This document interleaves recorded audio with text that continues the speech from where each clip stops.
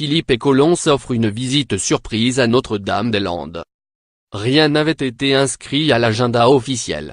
Alors que le gouvernement procède depuis lundi à l'évacuation de Notre-Dame-des-Landes, Édouard Philippe et Gérard Collomb se sont rendus sur place vendredi après-midi. Les deux hommes, qui ont fait le déplacement dans un avion de la République facilement identifiable, ont atterri aux alentours de 16 h sur le tarmac de l'aéroport de Nantes. Ils y étaient attendus par un important convoi d'une douzaine de véhicules. Le chef du gouvernement et son ministre de l'Intérieur, qui ne devraient a priori pas se rendre sur la ZAD, veulent faire un point sur les opérations et un état des lieux de la situation sur place, 5 jours après l'intervention des forces de l'ordre.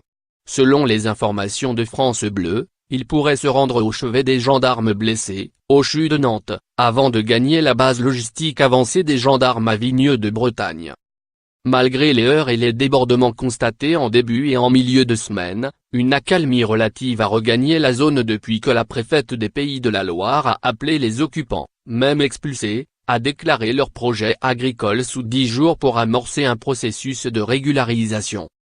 Interrogé sur TF1 jeudi, Emmanuel Macron avait déjà tenu à montrer un visage de fermeté.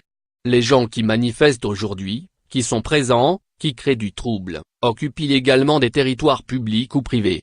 Ils n'ont plus aucune raison de le faire, puisqu'il n'y aura pas d'aéroport.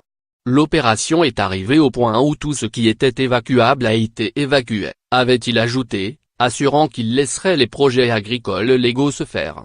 Nous faisons ce que les citoyens attendent, avait-il finalement martelé.